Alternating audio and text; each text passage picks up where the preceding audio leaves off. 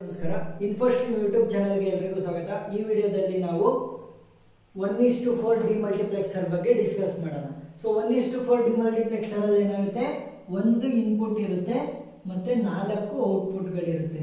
So ಇವಾಗ ಇದರ basic block diagram ಏನಾಗುತ್ತೆ, ಕೇವಲ ಒಂದೇ ಒಂದು ಇನ್ಪುಟ್, ನೆಕ್ಸ್ಟ್ 4 ಔಟ್ಪುಟ್ 1 2 3 4. ಸೊ ಮೊದಲನೇದು ಇನ್ಪುಟ್ ಅನ್ನ ನಾನು ಐ ಅಂತ ಕೊಡ್ತೀನಿ, ನೀವು ಏನಾದರೂ ಕೊಡ್ಬೋದು. ನೆಕ್ಸ್ಟ್ ಔಟ್ಪುಟ್ ಅನ್ನ ನಾನು y0 y1 y2 ಮತ್ತೆ y3. ಸೊ 4 ಔಟ್ಪುಟ್ಗಳನ್ನು ಕೊಡ್ತೀನಿ. ಸೊ ಇದೇನಿದು 1:4 ಡಿಮಾರ್ಕ್ಸ್. ಈ ಕೊಟ್ಟಿರುವಂತ ಒಂದೇ ಒಂದು ಇನ್ಪುಟ್ ಯಾವ ಔಟ್ಪುಟ್ ಮುಖಾಂತರ ಹೊರಗಡೆ ಬರಬೇಕು ಅನ್ನೋದನ್ನ ಡಿಸೈಡ್ ಮಾಡೋದು ಯಾವುದು, selective lines. So selective lines ನ ಹೇಗೆ ಕಂಡುಹಿಡಿಯೋದು, ಎಷ್ಟು ಸೆಲೆಕ್ಟಿವ್ ಲೈನ್ಸ್ ಬೇಕು ಅಂತ. ನಮ್ಮ ಔಟ್ಪುಟ್ ಎಷ್ಟಿರೋದು 4. ಸೊ 4 ನ ನಾನು 2 ಪವರ್ ಅಲ್ಲಿ ಬರೀಬಹುದು, 2 power 2 is equal to 4. ಅದೇ 8 ನ ಬರೀಬೇಕು ಅಂತಂದ್ರೆ 2 power 3. ಸೊ ನಾವು ಸೆಲೆಕ್ಟಿವ್ ಲೈನ್ಸ್ ನ ಹೇಗೆ ಚೂಸ್ ಮಾಡಬೇಕು, ಪವರ್ ಅಲ್ಲಿ ಏನಿದೆ ಅದನ್ನ ಚೂಸ್ ಮಾಡಬೇಕು. ಸೊ 1:4 ಆದ್ರೆ 2 ಸೆಲೆಕ್ಟಿವ್ ಲೈನ್ಸ್, 1:8 ಆದ್ರೆ 3 ಸೆಲೆಕ್ಟಿವ್ ಲೈನ್ಸ್. ಸೊ ಇದು 1:4 ಡಿಮಾರ್ಕ್ಸ್. ಸೊ 2 ಸೆಲೆಕ್ಟಿವ್ ಲೈನ್ಸ್ S0 ಮತ್ತೆ S1. ಸೊ ಇವಾಗ ಏನಾಗುತ್ತೆ ಅಂತಂದ್ರೆ, ಈ ಡಿಮಾರ್ಕ್ಸ್ ಗಳಲ್ಲಿ ಎನೇಬಲ್ ಅನ್ನೋ ಒಂದು ಕಾನ್ಸೆಪ್ಟ್ ಬರುತ್ತೆ. ಎನೇಬಲ್, ಈ ಎನೇಬಲ್ ಏನ್ ಮಾಡುತ್ತೆ ಅಂತಂದ್ರೆ, ಎನೇಬಲ್ ವ್ಯಾಲ್ಯೂ ಏನಾದ್ರೂ 0 ಆಗಿದ್ರೆ ಯಾವುದೇ ಆಪರೇಷನ್ಸ್ ನಡೆದಂಗೆ ತಡೆ ಹಿಡಿಯುತ್ತೆ. ಅದೇ ಎನೇಬಲ್ ವ್ಯಾಲ್ಯೂ 1 ಇದ್ರೆ ಆಪರೇಷನ್ಸ್ ಕಂಟಿನ್ಯೂ ಆಗೋದಕ್ಕೆ ಯೂಸ್ ಆಗುತ್ತೆ. ಯಾಕೆ, ಈಗ ನೋಡಿ 4 ಔಟ್ಪುಟ್ ಗಳಿರೋದ್ರಿಂದ ಯಾವ್ದನ್ನಾದ್ರೂ ನಾವು ಬ್ಲಾಕ್ ಮಾಡ್ಬೇಕಲ್ವಾ, ಔಟ್ಪುಟ್ ಬರ್ದಂಗೆ. ಯಾಕಂದ್ರೆ ಯಾವ್ದ್ರಲ್ಲಾದ್ರೂ ಒಂದರಲ್ಲಿ ಸೆಂಡ್ ಮಾಡ್ಬೇಕು. ಸೊ ಈ ಎನೇಬಲ್ ನ ಅದಕ್ಕೆ ಯೂಸ್ ಮಾಡ್ತೀವಿ. ಈಗ ಟ್ರೂತ್ ಟೇಬಲ್ ಬರಿಬೇಕಾದ್ರೆ ನಮ್ಮ ಇನ್ಪುಟ್ ನ ಬರಿಬೇಕು. ಆದ್ರೆ ಇನ್ಪುಟ್ ಯಾವ್ದ್ರ ಬೇಸಿಸ್ ಮೇಲೆ ಇದೆ, ಈ ಸೆಲೆಕ್ಟಿವ್ ಲೈನ್ಸ್ ಮತ್ತೆ ಎನೇಬಲ್ ನ ಬೇಸಿಸ್ ಮೇಲೆ ಇದೆ. ಸೊ ಇನ್ಪುಟ್ ಜಾಗದಲ್ಲಿ ಏನ್ ಬರೀತೀವಿ, ಎನೇಬಲ್ S1 S0. ನೆಕ್ಸ್ಟ್ ನಮ್ಮ ಔಟ್ಪುಟ್ ಜಾಗದಲ್ಲಿ ಏನು, ಔಟ್ಪುಟ್ ಯಾವ್ದಾದ್ರು ಒಂದು ಬರ್ಬೋದು. ಸೊ ಔಟ್ಪುಟ್ ನ ನೋಡ್ತಾ ಹೋಗೋಣ. ಸೊ ಔಟ್ಪುಟ್ ನ ನಾನು ಫೈನಲ್ ಔಟ್ಪುಟ್ ನ y ಅಂತ ಅನ್ಕೊಂಡಿರ್ತೀನಿ.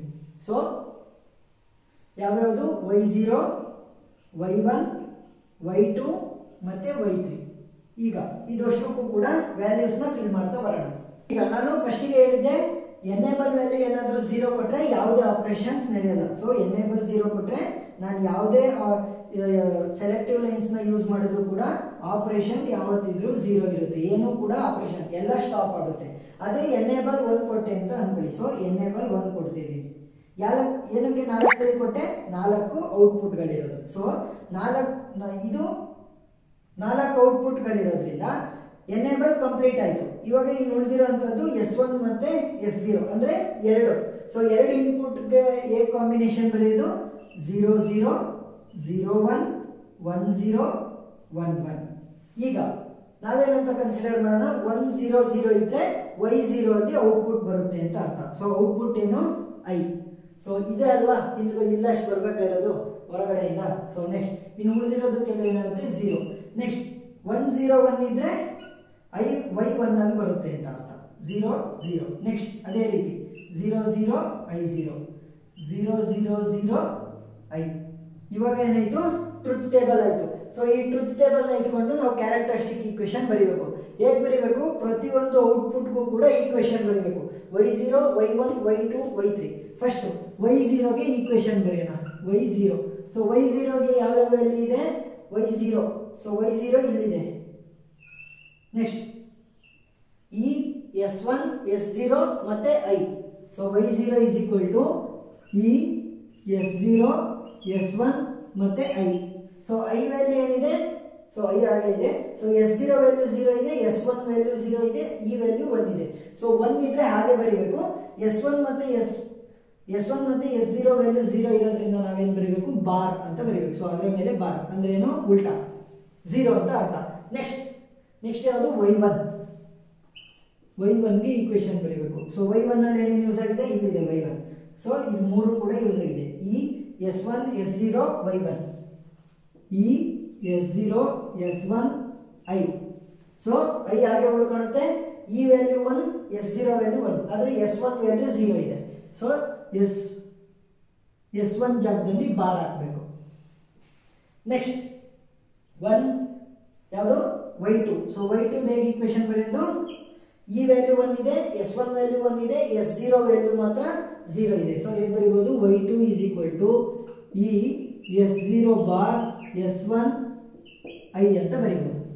ನೆಕ್ಸ್ಟ್ ಕೊನೆಯದು ಯಾವುದು, y3. ಸೊ y3 ಗೆ ಏನು ಈಕ್ವೇಶನ್, ಎಲ್ಲದೂ ಕೂಡ 1 1 1 ಇದೆ. So y3 is equal to ಈ S0 S1 into I. So ಈ ನಾಲ್ಕನ್ನು ಕೂಡ ಈಕ್ವೇಶನ್ಸ್ ನ ಯೂಸ್ ಮಾಡಿಕೊಂಡು ನಾವು ಲಾಜಿಕ್ ಸರ್ಕ್ಯೂಟ್ ಬರೀಬೇಕು. ಸೊ ಇದರಲ್ಲಿ ಫುಲ್ ಕಾಮನ್ ಇರುವಂತದ್ದು ಯಾವುದು, ಈ ಕಾಮನ್ ಇದೆ, S0 S1. ಸೊ ಬಾರ್ ನ ಬಿಟ್ಬಿಡಿ, ಹಾಗೆ ಕಾಮನ್ ಇರುವಂತದ್ದು ಯಾವುದು, ನಾಲ್ಕು ಕೂಡ ಕಾಮನ್ ಇದೆ. ಸೊ ನಾಲ್ಕನ್ನು ಬರೆಯೋಣ. ಸೊ ಫಸ್ಟ್ ಎಲ್ಲದಕ್ಕಿಂತ ಮೇನ್ ಕಾಮನ್ ಇರುವಂತದ್ದು ಏನು, ಬಾರ್ ಯಾವುದು ಇಲ್ದಲೇ ಇರೋದು, ಇ ಮತ್ತೆ ಐ. ಸೊ ಇನ ಈಗ ಬರೀರಿ. ನೆಕ್ಸ್ಟ್ ಇನ್ನೊಂದು ಯಾವುದು, ಐ.